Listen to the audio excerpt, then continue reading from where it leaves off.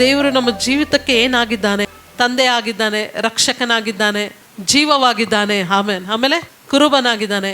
ನಿಮ್ಮ ಜೀವಿತದಲ್ಲಿ ದೇವ್ರು ನಿಮಗೇನಾಗಿದ್ದಾರೆ?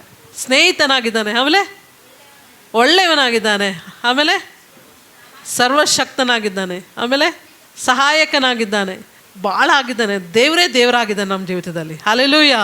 ಸೊ ದೇವರಿಗೆ ಸರಿಸಮಾನವಾಗಿರುವಂಥ ಯಾವ ಸ್ಥಾನವೂ ನಮ್ಮ ಜೀವಿತದಲ್ಲಿ ಇಲ್ಲ. ಯಾವ್ದಾರು ಆಯ್ತಾ? ಇಲ್ಲ, ನಮ್ಮ ದೇವರಿಗೆ ಇದನ್ನು ನಾನು ಸಮಾನವಾಗಿ ಇಡ್ತೀನಿ ಅಂತ ಯಾವುದಾದ್ರೂ ಒಂದು ಯಾವ್ದಾರ ಒಂದು ಮನುಷ್ಯ, ಯಾವ್ದಾರ ವಸ್ತು ನಮ್ಮ ಜೀವಿತದಲ್ಲಿ ಇದೇನಾ? ನಾನು ಹೇಳ್ದಾಗ ಆಯ್ತಾ ಇಲ್ಲ ಅಂತ ಅಷ್ಟೇ ಹೇಳ್ರಿ. ಇದೇನಾ? ಇಲ್ಲ. ಸೊ ದೇವರಿಗೆ ಸರಿಸಮಾನವಾಗಿರುವಂಥ ಯಾವುದೇ ಸಂಗತಿಗಳು ನಮ್ಮ ಜೀವಿತದಲ್ಲಿ ಇರಲಿಕ್ಕೂ ಕೂಡ ಸಾಧ್ಯ ಇಲ್ಲ. ದೇವರ ಕೆಳಗೆ ಮಾತ್ರ ಎಲ್ಲ ಸ್ಥಾನಗಳು ಬರ್ತಾ ಹೋಗುತ್ತೆ. ಆಮೇನ್. ಸೊ ಯಾಕಂದರೆ ದೇವರ ಸ್ವರೂಪದಲ್ಲಿ ನಾವು ಉಂಟಾಗಿದ್ದೀವಿ. ದೇವರ ಸ್ವರೂಪದಲ್ಲಿ ಅಂದರೆ ದೇವರ ಹಾಗೆ ನಾವು ಉಂಟಾಗಿದ್ದೀವಿ. ದೇವರ ಗುಣಗಳನ್ನು ನಾವು ಹೊಂದ್ಕೋಬೇಕಾಗಿದೆ. ಆಮೇನ್. ಸೊ ಈ ಲೋಕದಲ್ಲಿ ನಾವು ಜೀವಿಸ್ತಾ ಇದ್ದೀವಾ ಇಲ್ಲ? ಬದುಕ್ತಾ ಇದ್ದೀವ ಈ ಲೋಕದಲ್ಲಿ? ಈ ಲೋಕ ಬಹಳ ಸುಲಭವಾಗೈತಾ? ತುಂಬ ಈಸಿಯಾಗಿ ಜೀವನ ನಡೆಸ್ಬೋದಾ ಇಲ್ಲಿ? ಬೆಳಿಗ್ಗೆ ಎದ್ದ ತಕ್ಷಣ ಊಟ ಮನೆ ಬಾಗಿಲಿಗೆ ಬರುತ್ತೆ, ತಿಂಡಿ ಮನೆ ಬಾಗಿಲಿಗೆ ಬರುತ್ತೆ. ಸೊ ಬಟ್ಟೆ ಎಲ್ಲ ಇಟ್ಟಿರ್ತಾರೆ, ಸ್ನಾನ ಮಾಡ್ತೀವಿ, ಬಟ್ಟೆ ಮುಂದೆ ಹಾಕ್ಕೊತೀವಿ, ಮತ್ತು ಮನೆ ಒಳಗೆ ಹೋಗ್ತೀವಿ, ಮತ್ತು ಮಧ್ಯಾಹ್ನ ಹೊರಗೆ ಬರ್ತೀವಿ, ಊಟ ರೆಡಿ ಇರುತ್ತೆ. ಹಂಗೇನಾದರೂ ಆಯ್ತಾ ಜೀವನ ಹಂಗೆ ಇಲ್ಲ. ಜೀವನ ಏನಿದೆ? ನೀನು ಬೆಳಗ್ಗೆ ಎದ್ದು ದೇವರನ್ನು ಆರಾಧಿಸಿ ದೇವ್ರಿಗೆ ಥ್ಯಾಂಕ್ಸ್ ಹೇಳಿ ನೀನೇನು ಮಾಡಬೇಕಾಗಿದೆ? ಮನೆ ಬಾಗಿಲಿಂದ ನೀನು ಹೊರಗೆ ಹೋಗಬೇಕಾಗಿದೆ. ಹೊರಗೆ ಹೋದಾಗ ನಾವು ಯಾರ್ಯಾರನ್ನ ಮೀಟ್ ಮಾಡ್ತೀವಿ? ಜನರನ್ನ ಮೀಟ್ ಮಾಡ್ತೀವಿ. ಮತ್ತು ಏನೇನು ಕಾಣಿಸುತ್ತೆ ನಾವು ಹೊರಗಡೆ ಹೋದರೆ? ಹೇಳ್ರಿ ಹೋಗಲಿ. ಎಲ್ಲ ಕಾಣಿಸುತ್ತೆ. ದೇವರು ಸೃಷ್ಟಿ ಮಾಡಿದಂಥ ಕಾರ್ಯಗಳು, ಮನುಷ್ಯ ಮಾಡಿದಂಥ ಕಾರ್ಯಗಳು, ಹೌದಾ? ಅದಕ್ಕೋಸ್ಕರ ನಾವು ಹೊರಗಡೆ ಹೋಗಿ ಶ್ರಮಿಸ್ಬೇಕಾಗಿದೆ. ಸೊ ಹೊರಗಡೆ ನಾವು ಹೋದಾಗ ನಮ್ಮ ಜೊತೆಗಿರ್ತಾರಲ್ಲ, ನಾವು ಕೆಲಸ ಮಾಡೋ ಜಾಗದಲ್ಲಾಯಿತು, ಅಥವಾ ನಾವು ಹೋಗುವಂಥ ಸ್ಥಳಗಳಲ್ಲಾಯಿತು, ನಾವು ವ್ಯಾಪಾರ ಮಾಡುವಂಥ ಸ್ಥಳಗಳಲ್ಲಾಯಿತು, ನಾವು ಯಾವುದೇ ಕಾರ್ಯಗಳನ್ನು ನಾವು ಮಾಡಬೇಕಾದ್ರೆ ನಾವು ಅನೇಕ ಜನರನ್ನು ನಾವು ಪರಿಚಯಿಸ್ಕೊತೀವಿ. ನಮಗಂತ ಒಬ್ಬರು ಅನ್ಯರಲ್ಲಿ ನಮಗಂತ ಒಂದು ಸ್ಪೆಷಲ್ ಫ್ರೆಂಡ್ ಇರ್ತಾರೆ. ಫ್ರೆಂಡ್ಸ್ ಇದ್ದಾರಾ ಇಲ್ಲ? ಇದ್ದಾರೆ.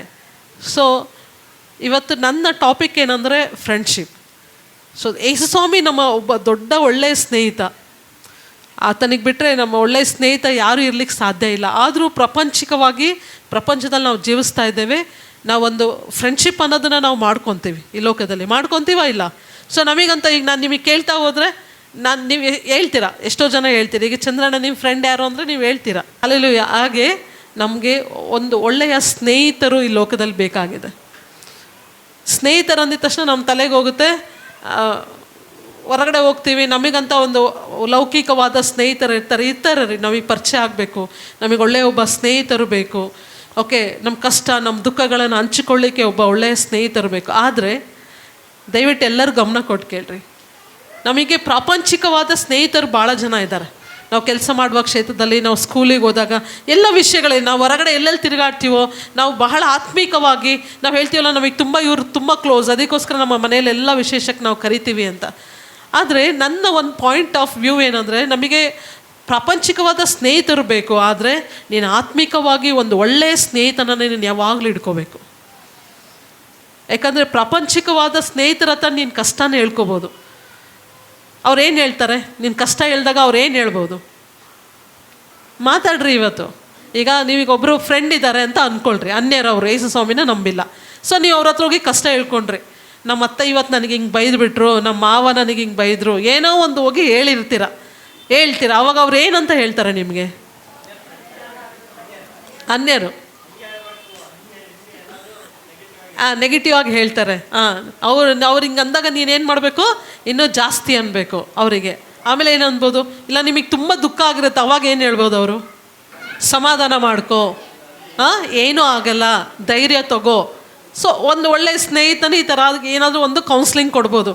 ಸೊ ಧೈರ್ಯ ತಗೋ, ಸಮಾಧಾನ ಮಾಡ್ಕೋ, ಏನೂ ಆಗಲ್ಲ, ನಾವೆಲ್ಲ ಇದ್ದೀವಿ ನಿನ್ನ ಜೊತೆಗೆ, ಇಷ್ಟೇ ಹೇಳ್ಬೋದು ಹೊರತು ಯೇಸುಸ್ವಾಮಿ ನಿನ್ನ ಜೊತೆಗಿದ್ದಾರೆ ಅಂತ ಅವ್ರು ಹೇಳಲಿಕ್ಕೆ ಸಾಧ್ಯ ಇಲ್ಲ. ಬಾ, ನಾನು ನೀನು ಸೇರಿ ಪ್ರಾರ್ಥಿಸೋಣ, ನಿನಗೋಸ್ಕರ ನಾನು ಕಣ್ಣೀರಿಟ್ಟು ಪ್ರಾರ್ಥಿಸ್ತೀನಿ ಅಂತ ಹೇಳಲಿಕ್ಕೆ ಸಾಧ್ಯನೇ ಇಲ್ಲ.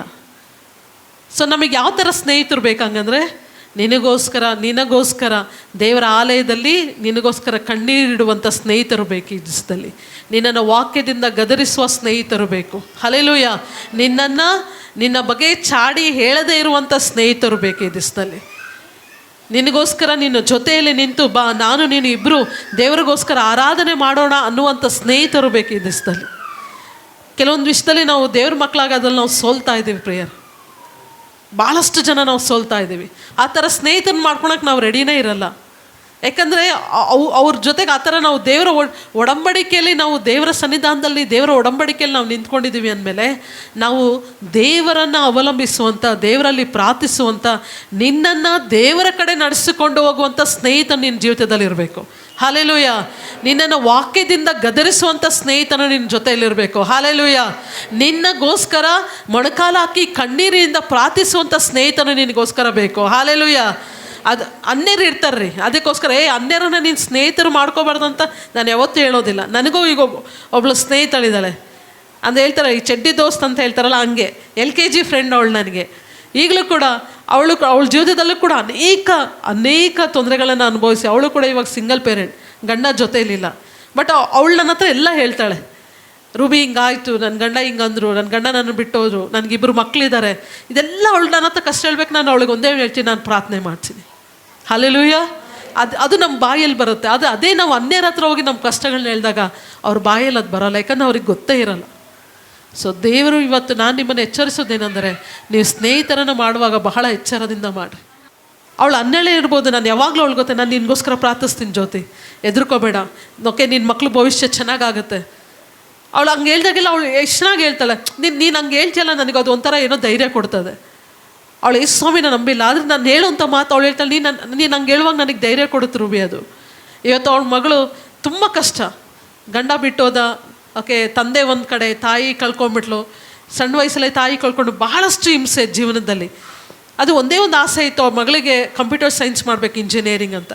ಅವಾಗ ಹೇಳಿದ್ದು, ರೂಬಿ ನನ್ನ ಮಗಳು CET ಬರಿತಾ ಇದ್ದಾಳೆ, ನಿಮ್ಮ ಚರ್ಚಲ್ಲಿ ನನಗೋಸ್ಕರ ಪ್ರೇಯರ್ ಮಾಡು ನನ್ನ ಮಗಳಿಗೆ. ಸೊ ಪ್ರಾರ್ಥನೆ ಮಾಡಿದ್ವಿ, ದೇವರೆಲ್ಲೋ ನಮ್ಮ ಪ್ರಾರ್ಥನೆಯನ್ನು ಕೇಳಿ ಆ ಮಗಳು ಫ್ರೀ ಸೀಟ್ ಸಿಗ್ತಾ ಹುಡುಗಿಗೆ. ಜಸ್ಟ್ 35,000 ರೂಪಾಯಿ ಫೀಸ್ ಕಟ್ಟಿ ಇವತ್ತು ಅವಳು ಬ್ಯಾಂಗ್ಳೂರಲ್ಲಿ ಸೆಕೆಂಡ್ ಇಯರ್ BE ಮಾಡ್ತಾಯಿದ್ದಾಳೆ, CS. ಎಷ್ಟು ಕಷ್ಟ. ಅದೆಲ್ಲ ಕಷ್ಟದಲ್ಲಿ ಅವಳು ಒಂದೇ ಮಾತು ಹೇಳೋದೇನೆಂದರೆ, ನಾನು ನಿನ್ನ ಹತ್ರ ಯಾಕೆ ಹೇಳ್ತೀನಿ ಗೊತ್ತಾ, ನೀನು ಒಂದು ಮಾತು ಹೇಳ್ತೀಯಾ, ಹೆದರ್ಕೋಬೇಡ, ನಾನು ನಿನಗೋಸ್ಕರ ಪ್ರಾರ್ಥಿಸ್ತೀನಿ ಅಂತ. ಹಲ್ಲೆಲೂಯ. ಸೊ ನಮಗೆ ಆ ಥರ ಒಬ್ಬ ಒಳ್ಳೆಯ ಸ್ನೇಹಿತ ಬೇಕು. ಸೊ ಇವತ್ತು ಬೈಬಲಲ್ಲಿ ಭಾಳ ಒಳ್ಳೆಯ ಒಂದು ಎಕ್ಸಾಂಪಲ್ ಇದೆ. ಸೊ ಅವ್ರು ಯಾರ ಹೆಸರು ಅಲ್ಲಿ ಬರೆಯಲ್ಪಟ್ಟಿಲ್ಲ, ಬಟ್ ತುಂಬ ಅದು ನೀವು ಭಾಳ ಸತಿ ಆ ಪ್ಯಾಸೇಜನ್ನ ಓದಿದ್ದೀರಾ. ಬಟ್ ಅಲ್ಲಿ ಪರ್ಟಿಕ್ಯುಲರಾಗಿ ಒಂದೇ ಒಂದು ವರ್ಡ್ ಇದೆ, ಒಂದೇ ವರ್ಡ್ ಇದೆ. ಆ ವರ್ಡಲ್ಲಿ ನಿಜವಾಗ್ಲೂ ಅವರ ನಂಬಿಕೆನ ನೋಡಿ ದೇವರು ಒಬ್ಬ ರೋಗಿಯನ್ನು ಸ್ವಸ್ಥ ಮಾಡ್ತಾರೆ. ನೋಡೋಣ ಚಾಪ್ಟರ್ನ. ಸೊ ಮಾರ್ಕನ ಬರೆದ ಸುವಾರ್ತೆ 2ನೇ ಅಧ್ಯಾಯ, ಮಾರ್ಕನ ಬರೆದ ಸುವಾರ್ತೆ 2ನೇ ಅಧ್ಯಾಯ 1-5. ಮನೆಯಲ್ಲಿದ್ದಾನೆಂಬ ವರ್ತಮಾನವು ಹಬ್ಬಿದಾಗ ಬಹುಜನರು ಕೂಡಿ ಬಂದದ್ದರಿಂದ ಬಾಗಿಲಿನ ಬಳಿಯಲ್ಲಾದರೂ ಸ್ಥಳವಿರಲಿಲ್ಲ. ಆತನು ಅವರಿಗೆ ದೇವರ ವಾಕ್ಯವನ್ನು ಹೇಳುತ್ತಿದ್ದನು. ಅಷ್ಟರಲ್ಲಿ ಕೆಲವರು ಒಬ್ಬ ಪಾರ್ಶ್ವವಾಯು ರೋಗಿಯನ್ನು 4 ಮಂದಿಯಿಂದ ಹೊರಿಸಿಕೊಂಡು ಆತನ ಬಳಿಗೆ ತಂದರು. ಜನರು ಗುಂಪಾಗಿದ್ದರಿಂದ ಅವರು ಆತನ ಹತ್ತಿರಕ್ಕೆ ಸೇರಲಾರದೆ ಆತನಿದ್ದ ಮನೆಯ ಮೇಲ್ಛಾವಣಿಯನ್ನು ಬಿಚ್ಚಿ ದ್ವಾರ ಮಾಡಿ ಪಾರ್ಶ್ವವಾಯು ರೋಗಿಯು ಮಲಗಿದ್ದ ಹಾಸಿಗೆಯನ್ನು ಇಳಿಸಿದರು. ಯೇಸು ಅವರ ನಂಬಿಕೆಯನ್ನು ನೋಡಿ ಆ ಪಾರ್ಶ್ವವಾಯು ರೋಗಿಗೆ, ಮಗನೇ, ನಿನ್ನ ಪಾಪಗಳು ಕ್ಷಮಿಸಲ್ಪಟ್ಟಿವೆ ಎಂದು ಹೇಳಿದನು. ಆದರೆ ಸಾಕು ಇಲ್ಲೊಂದು ಬ್ಯೂಟಿಫುಲ್ ಆಗಿರುವಂಥ ಒಂದು ಸ್ಟೋರಿ ಅಲ್ಲ, ದೇವರು ಮಾಡಿದಂಥ ಒಂದು ಅದ್ಭುತ, ಬಹಳಷ್ಟು ವಿಶೇಷವಾಗಿರುವಂಥ ಒಂದು ಅದ್ಭುತ. ಪಾಸ್ಟರ್ ಯಾವಾಗಲೂ ಹೇಳ್ತಾರೆ, ಅನೇಕ ರೋಗಗಳಿದೆ, ಇನ್ನೂ ಕೂಡ ಯೇಸು ಸ್ವಾಮಿ ಗುಣ ಮಾಡಿರುವಂಥ ಅನೇಕ ರೋಗಗಳಲ್ಲಿ ಅದು ಕೂಡ ಒಂದು ಪಾರ್ಶ್ವವಾಯು ರೋಗ. ಹಲ್ಲೆಲೂಯಾ. ಎಸ್, ಇಲ್ಲೊಂದು ಒಳ್ಳೆಯ ಬಹಳಷ್ಟು ಒಂದು ಸ್ಟೋರಿ ಇದೆ. ಕೆಲವು ದಿನಗಳಾದ ಮೇಲೆ ಯೇಸು ಕೆಪೆರ್ನೌಮಿಗೆ ತಿರುಗಿ ಬಂದನು. ಯೇಸು ಸ್ವಾಮಿ ಬಹಳಷ್ಟು ದಿನ ಆಯಿತು. ಕೆಪೆರ್ನೌಮ್ ಅಂತ ಒಂದು ಸಿಟಿ ಇದೆ, ತುಂಬ ಚೆನ್ನಾಗಿದೆ, ಅದು ಪೂರ ಹಾಳು ಬಿದ್ದಿದೆ. ಆ ಸಿಟಿ ಒಳಗೆ ಎಂಟ್ರೆನ್ಸಲ್ಲಿ ನೀವು ಆ ಸ್ಥಳವನ್ನು ನಮಗೆ ಅಲ್ಲಿ ಕರ್ಕೊಂಡು ಹೋಗ್ಬೇಕಾದ್ರೆ ನನಗೆ ಆ್ಯಕ್ಚುಲಿ ಈ ಸ್ಟೋರಿ ಯೇಸು ಸ್ವಾಮಿ ಅಲ್ಲಿ ಮಾಡಿದಂಥ ಅದ್ಭುತಗಳೆಲ್ಲ ಅಲ್ಲಿ ನೆನಪಾಗುತ್ತೆ. ಅವ್ರು ಮತ್ತೆ ತಿರ್ಗಾ ಶೌರಿ ಬಾಬು ಅವರು ಅದನ್ನೆಲ್ಲವನ್ನ ಒಂದ್ಸತಿ ನೆನಪು ಮಾಡ್ತಾರೆ. ತುಂಬ ಚೆನ್ನಾಗಿದೆ, ತುಂಬ ಪ್ಲೆಸೆಂಟ್ ಆಗಿದೆ ಪ್ಲೇಸ್. ಸೊ ಅಲ್ಲಿ ಕೂಡ ಯೇಸು ಸ್ವಾಮಿ ಏನು ಮಾಡ್ತಾರಂತೆ, ತಿರುಗಿ ಬರ್ತಾರಂತೆ. ತಿರುಗಿ ಅಂದರೆ ಯೇಸು ಸ್ವಾಮಿ ಮುಂಚೆ ಬಂದಿದ್ದಾರಾ? ಜೋರಾಗಿ ಮಾತಾಡ್ರಿ. ತಿರುಗಿ ಅಂದರೆ ಯೇಸು ಸ್ವಾಮಿ ಬಂದಿದ್ದಾರಾ ಮುಂಚೆ? ಯೇಸು ಸ್ವಾಮಿ ಅಲ್ಲಿಗೆ ಬಂದಿದ್ದಾರೆ. ಸೊ ತಿರುಗಿ ಯೇಸು ಸ್ವಾಮಿ ಒಂದು ಮನಸ್ಸನ್ನು ಮಾಡ್ತಾ ಇದ್ದಾರೆ, ತಿರುಗಿ ನಾನು ಆ ಸ್ಥಳಕ್ಕೆ ನಾನು ಹೋಗಬೇಕು. ಹೋಗಿ ಅಲ್ಲಿ ಏನಾಗ್ತಿದೆ ಅಂತಂದರೆ, ಮನೆಯಲ್ಲಿದ್ದಾನೆಂಬ ವರ್ತಮಾನವು ಹಬ್ಬಿದಾಗ ಯೇಸುಸ್ವಾಮಿ ಬಂದಿದ್ದಾರೆ. ಯೇಸುಸ್ವಾಮಿ ಏನೇನು ಮಾಡ್ತಿದ್ರು ಅಲ್ಲಿ ಹೇಳ್ರಿ? ಯೇಸುಸ್ವಾಮಿ ಏನೇನು ಮಾಡ್ತಿದ್ರು? ಅದ್ಭುತಗಳನ್ನ ಮಾಡ್ತಾಯಿದ್ರು, ಕುಷ್ಠರೋಗಿಗಳನ್ನ ಸ್ವಸ್ಥ ಮಾಡ್ತಿದ್ರು, ದೆವ್ವ ಇದ್ದವ್ರನ್ನ ಬಿಡಿಸ್ತಾ ಇದ್ರು, ಆಮೇಲೆ ಸತ್ತವ್ರನ್ನ ಎಬ್ಬರಿಸ್ತಾ ಇದ್ರು, ಅನೇಕ ರೋಗಗಳನ್ನ ಸ್ವಸ್ಥ ಮಾಡ್ತಾಯಿದ್ರು. ಸೊ ಇದು ಕೇಳಿಸ್ತು ಎಲ್ಲ ಜನರಿಗೆ. ಸೊ ಕೇಳಿಸಿದ ತಕ್ಷಣ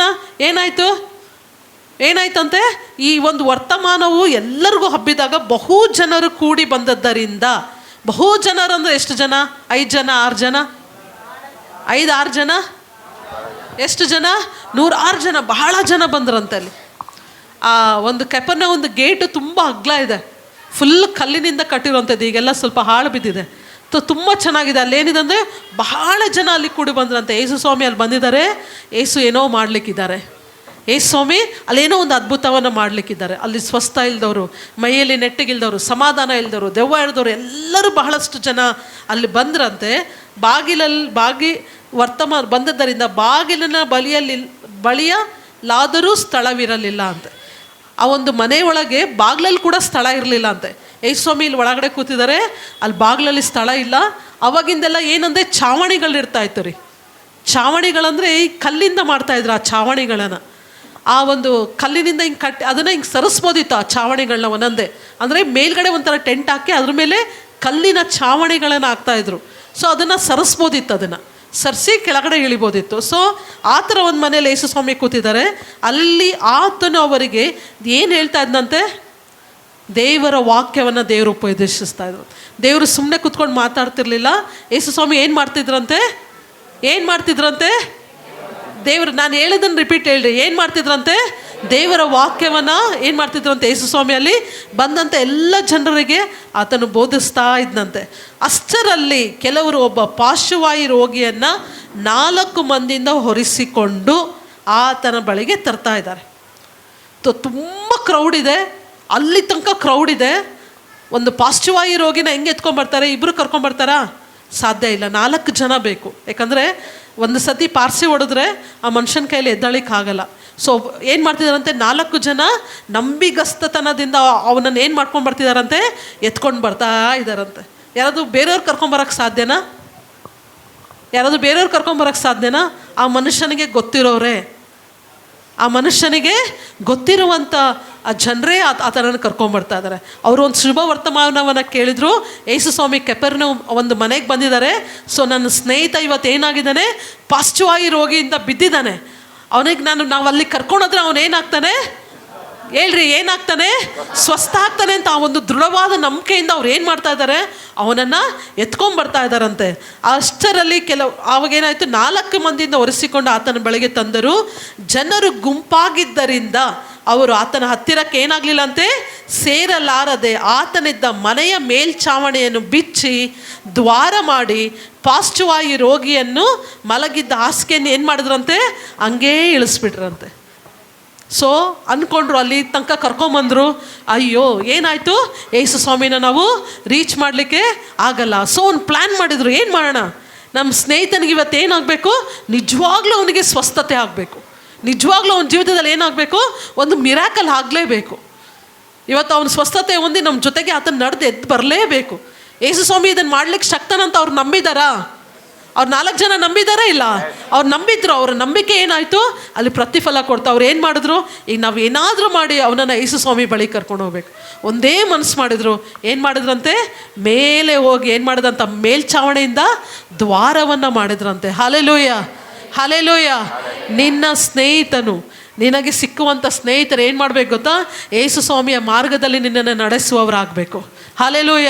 ನಿನ್ನನ್ನು ನಂಬಿಕೆಯಲ್ಲಿ ನೀನು ಕುಂದಿ ಹೋಗಿ ನೀನು ಬಿದ್ದೋದಾಗ ನಿನ್ನನ್ನು ಎತ್ತಿ ತಿರುಗಿ ದೇವರ ಸನ್ನಿಧಾನಕ್ಕೆ ತರುವಂಥ ಸ್ನೇಹಿತರು ನಿನ್ನ ಜೀವಿತದಲ್ಲಿರಬೇಕು. ಹಲ್ಲೆಲೂಯ. ಅನ್ಯರ ಜೀವಿತದಲ್ಲಿ ಅನ್ಯರ ಹಾಗಿರುವಂಥ ಸ್ನೇಹಿತರಲ್ಲ, ನಿನ್ನನ್ನು ಬಲಪಡಿಸಿ ನಿನ್ನ ವಾಕ್ಯದಿಂದ ದೇವರಿದನ್ನು ಮಾಡ್ತಾನೆ ನಿನ್ನ ಜೀವಿತದಲ್ಲಿ, ನಾನು ನಿನ್ನ ಜೊತೆಗೆ ನಿಲ್ತೀನಿ ಅಂತ ಭರವಸೆ ಕೊಡುವಂಥ ಸ್ನೇಹಿತರು ದ್ವಾರಗಳನ್ನು ತೆರೀತಾರೆ. ಹಲ್ಲೆಲೂಯ. ನಿನಗೋಸ್ಕರ ಏನು ಮಾಡ್ತಾರೆ? ಒಂದು ವೇದಿಕೆಯನ್ನು ಸಿದ್ಧ ಮಾಡ್ತಾರೆ. ನೋಡ್ರಿ, ಅಲ್ಲ ಅವ್ರು ಏನು ಕಾಣಿಸ್ಕೊಳಕ್ಕೆ ರೆಡಿ ಇಲ್ಲ. ಒಂದೇ ಒಂದು ಆಸೆ, ಒಂದೇ ಬಯಕೆ, ಒಂದೇ ನಂಬಿಕೆ, ಒಂದೇ ಒಂದು ಅವ್ರ ತಲೆಯಲ್ಲಿ ಇದ್ದಿದ್ದೇನು? ನನ್ನ ಸ್ನೇಹಿತನ ಏನಾಗಬೇಕು? ಇವತ್ತು ಗುಣಪಡಿಸ್ಕೊಳ್ಬೇಕು. ಸೊ ಮೇಲ್ಗಡೆ ಹೋದ್ರು, ಒಂದು ದ್ವಾರವನ್ನು ಮಾಡಿದ್ರಂತೆ. ದ್ವಾರ ಮಾಡೋದಷ್ಟು ಈಸಿ ಅಲ್ಲ ರೀ. ಏನೇನು ಬೇಕು ಅದಕ್ಕೆ? ಕಲ್ಲು ಸರಿಸ್ಬೇಕು. ಆಮೇಲೆ ಏನು ಮಾಡಬೇಕು? ಆ ಬಟ್ಟೆನ ಹರಿಬೇಕು. ಬಟ್ಟೆನ ಏನು ಮಾಡಬೇಕು? ಹರಿಬೇಕು. ಅಂದರೆ ಎಂಥ ಒಂದು ದೊಡ್ಡ ಧೈರ್ಯವನ್ನು ಮಾಡ್ತಾ ಇದ್ದಾರೆ. ಅಷ್ಟು ಜನರಿದ್ದಾರೆ, ಬೈಬೋದಲ್ಲ ಆ ಜನರು, ಏನು ಮಾಡ್ತಾ ಇದ್ದೀರಾ, ಏನು ಹರಿತಾ ಇದ್ದೀರಾ ಅಂತ. ಅದು ಯಾವುದನ್ನು ಅವ್ರು ತಲೆ ಕೆಡಿಸ್ಕೊತಿಲ್ಲ.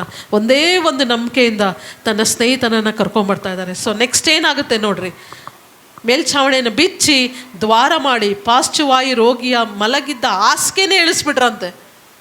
ಹಾಸಿಗೆ ಸಮೇತ ಯೇಸು ಸ್ವಾಮಿಯ ಪಾದ ಸನ್ನಿಧಾನದಲ್ಲಿ ಅವ್ರು ಇಳಿಸಿದ್ರು. ಅವಾಗ ಯೇಸು ಅವರ ನಂಬಿಕೆಯನ್ನು, ಯಾರ ನಂಬಿಕೆ ನೋಡಿದ್ರಿ ಇಲ್ಲಿ?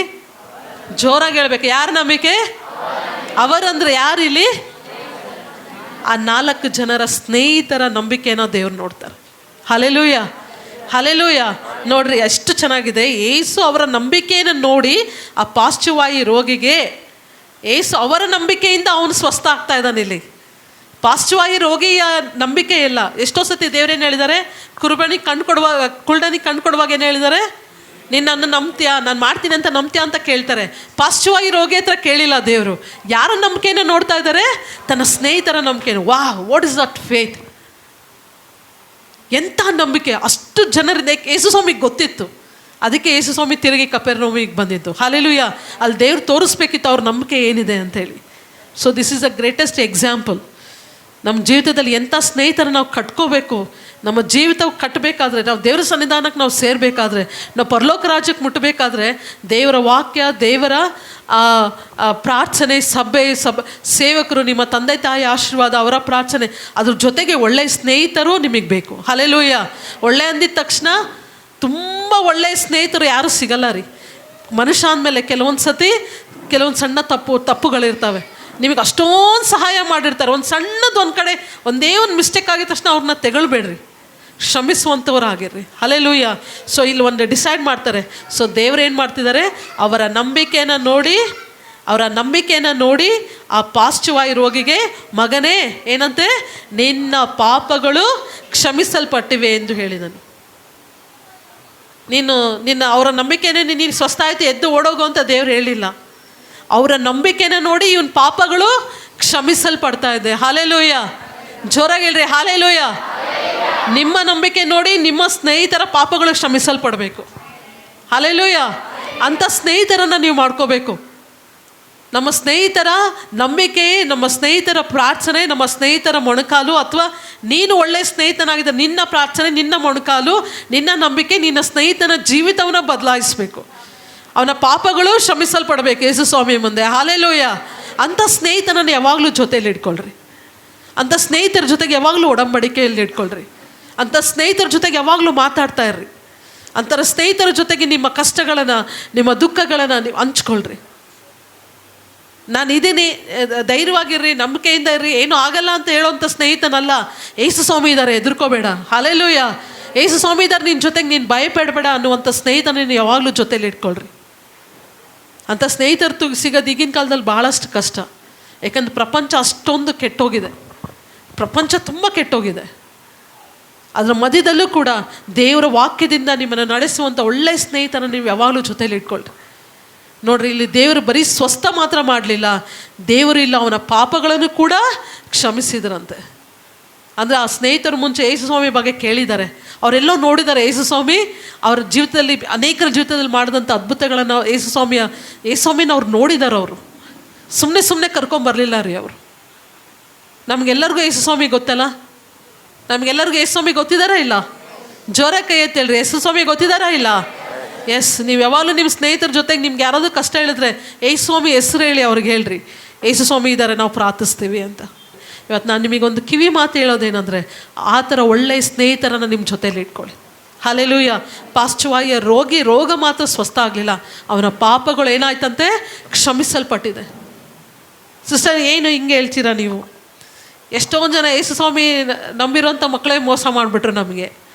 ಎಷ್ಟೋ ಜನ ಯೇಸು ಸ್ವಾಮಿ ವಾಕ್ಯವನ್ನು ಕೇಳಿ, ಓಕೆ, ಆ ವಾಕ್ಯವನ್ನು ಹೇಳೋರು, ವಾಕ್ಯವನ್ನು ಕೇಳಿ ಎಷ್ಟೋ ಸತಿ ಚರ್ಚಿಗೆ ಬಂದಿರೋರನ್ನೇ ನಮಗೆ ಮೋಸ ಮಾಡಿಬಿಟ್ರು. ಆ ಥರ ಪ್ರಸಂಗಗಳಾಗಿದೆ ಅಲ್ಲ.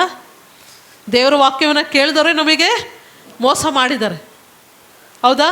ಸಭೆಗೆ ಬಂದಿರೋರು ದೇವರ ವಾಕ್ಯದಲ್ಲಿ ಎಷ್ಟೆಷ್ಟೋ ವರ್ಷಗಳು ಗಟ್ಟಲೆ ದೇವರ ಆಲಯಕ್ಕೆ ಹೋಗಿ ವಾಕ್ಯಗಳನ್ನು ಕಲಿತು ಎಲ್ಲ ಮಾಡಿರೋರು ನಾವು ಮೋಸ ಆಗಿದ್ದೀವಲ್ಲ ಸಿಸ್ಟರ್. ಮತ್ತು ಅವ್ರ ಕಡೆ ಏನು? ದೇವ್ರು ನೋಡ್ಕೊತಾರೆ. ಹಲ್ಲೆಲೂಯ. ದೇವ್ರು ನೋಡ್ಕೊತಾರೆ. ಯಾಕಂದ್ರೆ ಅವ್ರಿಗೂ ಕೂಡ ಗೊತ್ತಲ್ಲ, ಯೇಸು ಸ್ವಾಮಿ ದೇವ್ರಂತ ಅವ್ರಿಗೂ ಕೂಡ ಗೊತ್ತಲ್ಲ. ಗೊತ್ತಿದ್ದಾರಾ? ಇಲ್ಲ, ಗೊತ್ತು. ಇವತ್ತು ಪಾರ್ಶ್ವವಾಯು ರೋಗಿಯನ್ನು ಹೇಗೆ ಒಬ್ಬ ಸ್ನೇಹಿತರಾಗಿ ದೇವರ ಸನ್ನಿಧಾನಕ್ಕೆ ತಂದರೋ ಆ ಥರ ಸ್ನೇಹಿತರನ್ನು ನೀವು ಯಾವಾಗಲೂ ಅಂಟ್ಕೊಂಡಿರ್ರಿ ಪ್ರಿಯರ್. ಅವ್ರನ್ನ ಬಿಡಕ್ಕೆ ಹೋಗಬೇಡ್ರಿ. ಅವ್ರು ಯಾರೇ ಆಗಿರ್ಬೋದು, ಅಂಥ ಜನರನ್ನು ಪಕ್ಕದಲ್ಲಿ ಇಟ್ಕೊಳ್ರಿ. ನಿಮ್ಮನ್ನು ಎಂಕರೇಜ್ ಮಾಡುವಂಥ ಜನರನ್ನು ಪಕ್ಕದಲ್ಲಿ ಇಟ್ಕೊಳ್ರಿ. ನೀವು ಬೀಳುವಂಥ ಸಮಯದಲ್ಲಿ ನಿಮ್ಮನ್ನು ಎತ್ತುವಂಥ ಜನರನ್ನು ಪಕ್ಕದಲ್ಲಿ ಇಟ್ಕೊಳ್ರಿ. ನಿಮ್ಮನ್ನು ವಾಕ್ಯದಿಂದ ಸಂತೈಸುವಂಥ ಜನರನ್ನು ಪಕ್ಕ ಇಟ್ಕೊಳ್ರಿ. ನಿಮಗೋಸ್ಕರ ಕಣ್ಣೀರು ಹಾಕಿ ಪ್ರಾರ್ಥಿಸುವಂಥ ಜನರನ್ನು ಪಕ್ಕ ಇಟ್ಕೊಳ್ರಿ. ಹಲ್ಲೆಲೂಯಾ. ನಿಮಗೋಸ್ಕರ ಮೊಣಕಾಲು ಹಾಕುವಂಥ ಜನರನ್ನು ನೀವು ಪಕ್ಕ ಇಟ್ಕೊಳ್ರಿ. ಹಲ್ಲೆಲೂಯಾ.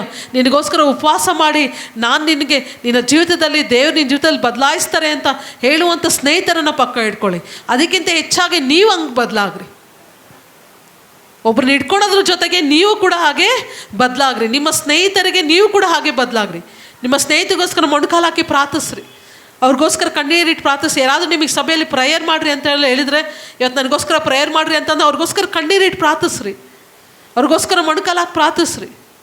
ಎಷ್ಟೋ ಜನ ಇದ್ದಾರೆ ನಮ್ಮ ಸಭೆಯಲ್ಲಿ. ಈಗ ನಾನು ಒಬ್ರೊಬ್ರಿಗೆ ನಿಲ್ಸಿ ಕೇಳಿದ್ರೆ ನೀವೆಲ್ಲರೂ ಹೇಳ್ತೀರಾ, ನಿಮ್ಮ ಪ್ರಾಬ್ಲಮ್ಸ್ ಹೇಳ್ತೀರಾ. ಸಮಸ್ಯೆ ಆಯ್ತಾ ಇಲ್ಲ? ನಮಗೆಲ್ಲರಿಗೂ ಸಮಸ್ಯೆ ಇದೆ, ದುಃಖ ಇದೆ, ಎಲ್ಲ ಇದೆ, ಅವಮಾನಗಳಿದೆ. ಓಕೆ, ತಲೆ ಎತ್ತಲಿಕ್ಕೆ ಆಗದೆ ಇರುವಂಥ ಪರಿಸ್ಥಿತಿಗಳನ್ನ ನಾವು ಜೀವಿಸ್ತಾ ಇದ್ದೀವಿ. ಅದೆಲ್ಲದರ ಮಧ್ಯದಲ್ಲಿ ದೇವರು ನಮ್ಮ ಜೊತೆಯಲ್ಲಿದ್ದಾರೆ. ಹಲ್ಲೆಲೂಯಾ. ನಮ್ಮ ಸ್ನೇಹಿತನಾಗಿ, ನಮ್ಮ ದೇವರಾಗಿ, ನಮ್ಮ ತಂದೆ ಆಗಿ, ನಮ್ಮ ತಾಯಿಯಾಗಿ, ನಮ್ಮನ್ನು ಸಂತೈಸುವ ದೇವರಾಗಿ ದೇವ್ರು ನಮ್ಮ ಜೊತೆಯಲ್ಲಿದ್ದಾರೆ. ಹಲ್ಲೆಲೂಯಾ. ಸೊ ನಾವು ಎತ್ತುವಂಥ ಜನರಾಗಿದ್ದೇವೆ. Hallelujah, hallelujah. ಸೊ ಪ್ರಸಂಗಿ 4:9-10 ವಚನವನ್ನು ಓದಿ ನಾವು ವಾಕ್ಯವನ್ನು ಮುಗಿಸೋಣ. ಒಬ್ಬನಿಗಿಂತ ಇಬ್ಬರು ಲೇಸು, ಅವರ ಪ್ರಯಾಸಕ್ಕೆ ಒಳ್ಳೆಯ ಲಾಭ. ಒಬ್ಬನು ಬಿದ್ದರೆ ಇನ್ನೊಬ್ಬನು ಎತ್ತುವನು, ಬಿದ್ದಾಗ ಎತ್ತುವವನು ಇನ್ನೊಬ್ಬನಿಲ್ಲದಿದ್ದರೆ ಅವನ ಗತಿ ದುರ್ಗತಿಯೇ. ಹಲ್ಲೆಲೂಯಾ. ಸೊ ಇಲ್ಲೇನಂತ, ಒಬ್ಬರಿಗಿಂತ ಇಬ್ಬರು ಲೇಸು. ಒಬ್ಬನ ಕೈಯಲ್ಲಿ ಏನು ಮಾಡ್ಲಿಕ್ಕೆ ಆಗಲ್ಲ. ಸೊ ದೇವ್ರು ಏನು ಮಾಡಿದ್ದಾರೆ, ಇನ್ನೊಬ್ಬನ ನಮ್ಮ ಜೀವಿತದಲ್ಲಿ ಇಡ್ತಾರೆ. ಒಬ್ಬ ಒಳ್ಳೆ ಸ್ನೇಹಿತನಾಗಿರ್ಬೋದು, ಇಲ್ಲ ಒಬ್ಬ ಒಳ್ಳೆ ಗಂಡನಾಗಿರ್ಬೋದು, ಇಲ್ಲ ಒಂದು ಒಳ್ಳೆ ಹೆಂಡತಿ ಆಗಿರ್ಬೋದು. ಸೊ ದೇವ್ರು ಎರಡನ್ನ ದೇವ್ರ ಜೊತೆಗೆ ಮಾಡ್ತಾ ಇದ್ದಾರೆ. ಸೊ ಬಿದ್ದಾಗ ಎತ್ತಲಿಕ್ಕೆ ನಮ್ಗೆ ಯಾರಾದರೂ ಇರಲೇಬೇಕಂತೆ. ಇಲ್ಲ ಬಿದ್ದಾಗ ಎತ್ತದವನು ಯಾರು ಇಲ್ಲ ಅಂದರೆ ಏನಾಗುತ್ತಂತೆ, ಅವನ ಗತಿ ಏನಾಗುತ್ತಂತೆ, ದುರ್ಗತಿನೇ. ನಿಮ್ಮ ಸ್ನೇಹಿತರು ಬಿದ್ದಾಗ ನೀವು ಎತ್ತುವವರಾಗಿರ್ರಿ. Hallelujah, hallelujah. ನಿಮ್ಮ ಸ್ನೇಹಿತರು ಬಿದ್ದಾಗ ನೀವು ಎತ್ತುವವರಾಗಿರ್ರಿ. ನಿನ್ನ ಗಂಡ ಬೀಳ್ತಾ ಇದ್ದಾರ, ನೀನು ಎತ್ತು ನಿನ್ನ ಗಂಡನ ವಾಕ್ಯದಿಂದ ಎತ್ತು, ಅವನನ್ನು ಕಣ್ಣೀರಿನ ಪ್ರಾರ್ಥನೆಯಿಂದ ನೀನು ಎತ್ತು. ಒಳ್ಳೆಯ ಸ್ನೇಹಿತೆ ಆಗಿ ನೀನು ಅವನನ್ನು ಎತ್ತು. ನೀನು ಹೆಂಡತಿ ಎಲ್ಲೋ ಬೀಳ್ತಾ ಇದ್ದಾಳ, ಎಲ್ಲೋ ದಾರಿ ತಪ್ತಾ ಇದ್ದಾನ, ಏನೋ ಆಗ್ತಾ ಇದ್ದಾನ ಅವಳ ಜೀವಿತದಲ್ಲಿ, ನೀನು ಒಳ್ಳೆ ಸ್ನೇಹಿತನಾಗಿದ್ದು ಆ ನಿನ್ನ ಹೆಂಡತಿಯನ್ನು ನೀನು ಎತ್ತು. ದಯವಿಟ್ಟು ತಂದೆ ಗಂಡ ಹೆಂಡತಿ ಆಗಲಿ, ಒಂದು ಒಳ್ಳೆಯ ಸ್ನೇಹಿತನಾಗಲಿ, ಒಬ್ಬರನ್ನ ಎತ್ತುತ್ತಾ ಬಲಪಡಿಸುತ್ತಾ. Hallelujah, hallelujah. ಅವ್ರು ಹೇಗೆ ಮೇಲೆ ದ್ವಾರಗಳನ್ನು ಮಾಡಿ ಆ ದೇವರ ಸನ್ನಿಧಾನಕ್ಕೆ ಆ ಪಾರ್ಶ್ವವಾಯು ರೋಗಿಯನ್ನು ತಂದರು, ಅದೇ ರೀತಿಯಲ್ಲಿ ನಿಮ್ಮ ಸ್ನೇಹಿತರಿಗೂ ಕೂಡ ನೀವು ದ್ವಾರಗಳನ್ನು ಮಾಡಿರಿ. ನಿಮ್ಮ ಗಂಡಂದಿರಿಗೋಸ್ಕರ ಪ್ರಾರ್ಥಿಸ್ರಿ, ನಿಮ್ಮ ಹೆಂಡತಿಯರಿಗೋಸ್ಕರ ಪ್ರಾರ್ಥಿಸ್ರಿ. ನೀವೇ ಬೆಸ್ಟ್ ಫ್ರೆಂಡ್ಸು, ನೀವೇ ಒಳ್ಳೆ ಸ್ನೇಹಿತರು. ಒಬ್ಬರು ಬಿದ್ದಾಗ ಒಬ್ಬರನ್ನ ಮೇಲೆ ಕೆತ್ತೋದು. ಓಕೆ, ಅವ್ರು ಏನೋ ತಪ್ಪಾಗಿದೆ, ನೀನು ಹೆಂಡತಿ ಕಡೆಯಿಂದ ನಿನ್ನ ಗಂಡನ ಕಡೆಯಿಂದ ತಪ್ಪಾಗಿದೆ, ಅವ್ರನ್ನ ಎತ್ತರಿ ಮೇಲೆ, ದೇವರ ವಾಕ್ಯದಿಂದ ಎತ್ತರಿ. ಫಸ್ಟು ನೀವು ದೇವರ ವಾಕ್ಯದಲ್ಲಿ ಬಲಗೊಳ್ರಿ, ದೇವರ ಪ್ರಾರ್ಥನೆಯಲ್ಲಿ ಬಲಗೊಳ್ರಿ. ಅವರನ್ನು ಸಂತೈಸುವವರಾಗಿ, ಒಂದು ಒಳ್ಳೆಯ ಸ್ನೇಹಿತನಾಗಿ, ಒಳ್ಳೆಯ ಸ್ನೇಹಿತೆಯಾಗಿ ಬಲಪಡಿಸ್ತಾ ನಾವು ನಡಿಬೇಕಾಗಿದ್ದಾರೆ ಈ ದಿವಸದಲ್ಲಿ. Hallelujah, hallelujah. ಒಂದೇ ಒಂದು ಮಾತು ಕೇಳಬೇಕಾಗಿದೆ, ನಿನ್ನೆಲ್ಲ ಪಾಪಗಳು ಕ್ಷಮಿಸಲ್ಪಟ್ಟಿದೆ, ನೀನು ಪರಲೋಕ ರಾಜ್ಯಕ್ಕೆ ಬಾಧ್ಯಸ್ಥನು. ಎಷ್ಟು ಖುಷಿ ಅನಿಸುತ್ತಲ್ಲ. ನಮ್ಮ ಜೊತೆಗೆ ನಮ್ಮ ಸ್ನೇಹಿತರು ನಮ್ಮ ಜೊತೆಗೆ ಪರಲೋಕದಲ್ಲಿದ್ದು ನಮ್ಗೆ ಎಷ್ಟು ಸಂತೋಷ ಅನಿಸುತ್ತಲ್ಲ. ಅವಾಗ ಎಷ್ಟು ಖುಷಿಯಿಂದ ನಾವು ಪರಲೋಕದಲ್ಲಿ ಎಷ್ಟು ಖುಷಿಯಿಂದ ಇರ್ತೀವಲ್ಲ. ಒಬ್ಬರು ಭಾರಗಳನ್ನು ಹೊತ್ಕೊಳ್ರಿ ಅಂದರೆ ಅವ್ರ ಮನೆಗೆ ಹೋಗಿ ರೇಷನ್ ಹಾಕ್ರಿ ಅಂತ ಅಲ್ಲ ರೀ, ಅವ್ರಿಗೆ ದುಡ್ಡು ಕಳಿಸ್ರಿ ಅಂತ ಅಲ್ಲ. ಭಾರಗಳನ್ನು ಹೊತ್ಕೊಳ್ರಿ ಅಂದರೆ ಅವರ ಕಷ್ಟಗಳಿಗೆ ನೀವು ಸ್ಪಂದಿಸ್ರಿ, ಕಣ್ಣೀರು ಹಾಕಿ. ದೇವ್ರು ನಮಗೆ ಭಾಳಷ್ಟು ಕಣ್ಣೀರನ್ನು ಕೊಟ್ಟಿದ್ದಾರೆ. ಆ ಒಂದು ಸ್ವಲ್ಪ ಕಣ್ಣೀರಾದರೂ ಬೇರೆಯವ್ರಿಗೋಸ್ಕರ ನಾವು ಸುರಿಸೋಣ. ಹಲ್ಲೆಲೂಯಾ. ಬೇರೆಯವ್ರನ್ನ ನಾವು ಎಂಕರೇಜ್ ಮಾಡೋಣ, ಒಳ್ಳೆಯ ಸ್ನೇಹಿತರನ್ನು ಪಕ್ಕ ಇಟ್ಕೊಳ್ಳೋಣ. ಓಕೆ, ಕೆಟ್ಟದ್ದನ್ನು ಹೇಳ್ಕೊಡ್ತಾರೆ ಕೆಲವೊಬ್ರು, ತುಂಬ ಜನ ಕೆಟ್ಟದ್ದನ್ನು ಹೇಳ್ಕೊಡ್ತಾರೆ. ಅಂಥವ್ರನ್ನೆಲ್ಲ ಸ್ವಲ್ಪ ಅವಾಯ್ಡ್ ಮಾಡಿಬಿಡ್ರಿ. ಎಲ್ಲಿಡ್ಬೇಕು ಅಲ್ಲಿ ಇಟ್ಬಿಡ್ರಿ. ನಿನ್ನನ್ನು ಸದಾಕಾಲ ದೇವರ ಸನ್ನಿಧಾನದಲ್ಲಿ ನಡೆಸುವಂಥ ಸಭಾಪಾಲಕರು, ನಿನ್ನ ತಂದೆ ತಾಯಿಗಳು, ನಿನ್ನ ಗಂಡ, ನಿನ್ನ ಹೆಂಡತಿ, ನಿನ್ನ ಮಕ್ಕಳು ಒಳ್ಳೆಯ ಸ್ನೇಹಿತರು. ಹಲ್ಲೆಲೂಯಾ. ಇದು ನಮ್ಮ ಜೀವಿತವನ್ನು ಕಟ್ಟುವಂಥದ್ದು, ಇದು ನಮ್ಮ ಜೀವಿತವನ್ನು ಬಲಪಡಿಸುವಂಥದ್ದಾಗಿದೆ. ಹಲ್ಲೆಲೂಯಾ. ಹೇಗೆ ಅವರ ನಂಬಿಕೆಯಿಂದ ಯೇಸು ಸ್ವಾಮಿ ಅವರ ನಂಬಿಕೆಯಿಂದ ಅವನ ಪಾಪಗಳನ್ನು ಕ್ಷಮಿಸಿ ಅವನ ರೋಗವನ್ನು ಸ್ವಸ್ಥ ಮಾಡಿದ್ರು, ಅದೇ ರೀತಿಯಲ್ಲಿ ನಿಮ್ಮ ನಂಬಿಕೆಯಿಂದ ನಿಮ್ಮ ಸ್ನೇಹಿತರ ಪಾಪಗಳು ಕ್ಷಮಿಸಲ್ಪಟ್ಟು ಅವರು ಕೂಡ ಯೇಸು ಸ್ವಾಮಿಯನ್ನು ರಕ್ಷಕನಾಗಿ ಅಂಗೀಕರಿಸಿಕೊಂಡು ಪರಲೋಕ ರಾಜ್ಯಕ್ಕೆ ಬರಬೇಕು. Hallelujah, hallelujah. ಅದೇ ರೀತಿಯಲ್ಲಿ ನಿನ್ನ ಗಂಡನಿಗೋಸ್ಕರ ನೀನು ಪ್ರಾರ್ಥಿಸ್ತಾ ಇದೆಯಾ, ಒಳ್ಳೆ ಸ್ನೇಹಿತೆಯಾಗಿ ಪ್ರಾರ್ಥಿಸು, ಒಳ್ಳೆಯ ಸ್ನೇಹಿತೆಯಾಗಿ ಪ್ರಾರ್ಥಿಸು, ಒಳ್ಳೆಯ ಸ್ನೇಹಿತನಾಗಿ ನೀವು ಪ್ರಾರ್ಥಿಸು, ನಿನ್ನ ಗಂಡ ಬದಲಾಗೇ ಆಗ್ತಾನೆ. ಹಲ್ಲೆಲೂಯಾ. ನಿನ್ನ ಗಂಡನ ಪಾಪಗಳು ಕ್ಷಮಿಸಲ್ಪಡ್ತದೆ ನಿನ್ನ ನಂಬಿಕೆಯಿಂದ, ನಿನ್ನ ಗಂಡನ ತಪ್ಪು ಅಪರಾಧಗಳು ಕ್ಷಮಿಸಲ್ಪಡ್ತದೆ, ಅವನು ಕೂಡ ದೇವರ ಆಲಯಕ್ಕೆ ಬರ್ತಾನೆ, ಅವರು ಕೂಡ ಒಂದು ದಿವಸ ಪರಲೋಕ ರಾಜ್ಯಕ್ಕೆ ಸೇರ್ತಾನೆ. Hallelujah, hallelujah. ಈ ದಿವಸದಲ್ಲಿ ಒಳ್ಳೆಯ ಸ್ನೇಹಿತರನ್ನು ನೀವು ಆರಿಸ್ಕೊಳ್ರಿ. ಯಾವುದು ಒಳ್ಳೇದು ಯಾವುದು ಕೆಟ್ಟದ್ದು ಅಂತ ದೇವ್ರು ನಮಗೆಲ್ಲ ಜ್ಞಾನವನ್ನು ಕೊಟ್ಬಿಟ್ಟಿದ್ದಾರೆ. ಮತ್ತೇನು ವಿಶೇಷವಾದ ಜ್ಞಾನವನ್ನು ದೇವ್ರು ಕೊಡೋ ಅವಶ್ಯಕತೆ ಇಲ್ಲ. ಈ ವಿಶೇಷವಾದ ಜ್ಞಾನ ಕೊಡುವಂಥ ನಾವು ಯಾರಿಗೆ ಬೇಡ್ಬೋದು? ಜೋನಾಥನ್ಗೆ ಬೇಡ್ಬೋದು, ಓಕೆ, ರೋಶ್ನಿಗೆ ಬೇಡ್ಬೋದು, ಸೌಂದರ್ಯ, ಈ ಥರ ಮಕ್ಳಿಗೆ ನಾವು ಆನೋಕನಿಗೆ ಬೇಡ್ಬೋದು. ಓಕೆ, ಕೂತಿದ್ದಾರಲ್ಲ ಆ ಮಕ್ಳಿಗೆ ಇನ್ನೂ ಬೇಡಕ್ಕಾಗಲ್ಲ, ಈ ಮಕ್ಳಿಗೆ ನಾವು ಬೇಡಬೇಕು. ವಿಶೇಷವಾದ ಜ್ಞಾನ ಕೊಡು. ನತಾಶಾ, ಪ್ರಿಯ ಮಕ್ಕಳಿದಾರಲ್ಲ, ಯೌವನಸ್ಥ ಮಕ್ಳಿಗೆ ಅವ್ರಿಗೆ ಬೇಡೋಣ. ವಿಶೇಷವಾದ ಜ್ಞಾನ ಕೊಟ್ಟು ಅವ್ರಿಗೆ ಒಳ್ಳೆಯದರ ಕೆಟ್ಟದರ ಅರಿವನ್ನು ನೀನು ಹುಟ್ಟಿಸು ದೇವ್ರೆ ಅಂತ. ಅದು ವಿಶೇಷವಾದ ಜ್ಞಾನ ನಮಗಾಗಲೇ ಕೊಟ್ಟಾಗಿದೆ. ಆ ವಿಶೇಷ ಜ್ಞಾನದಿಂದ ಆ ಮಕ್ಕಳು ನಾವು ಬೆಳೆಸಬೇಕಾಗಿದೆ. Hallelujah, hallelujah, hallelujah. ದೇವರ ಪರಿಶುದ್ಧ ನಾಮಕ್ಕೆ ಸ್ತೋತ್ರವಾಗಲಿ. ಕೇಳಿದಂಥ ಎಲ್ಲ ವಾಕ್ಯಕ್ಕೆ ದೇವರು ನಿಮ್ಮನ್ನು ಸಂತೈಸಲಿ, ನಿಮ್ಮನ್ನು ಆಧರಿಸಲಿ, ನಿಮಗೆ ಲೋಕದಲ್ಲಿ ಕೊನೆಯವರೆಗೂ ಕೂಡ ನಿಮ್ಮನ್ನು ಎತ್ತಿ ಹಿಡಿಯುವಂಥ ಒಳ್ಳೆಯ ಸ್ನೇಹಿತರು ನಿಮ್ಮ ಜೊತೆಯಲ್ಲಿರಲಿ. Hallelujah, hallelujah. ದೇವರ ನಾಮಕ್ಕೆ ಸ್ತೋತ್ರವಾಗಲಿ.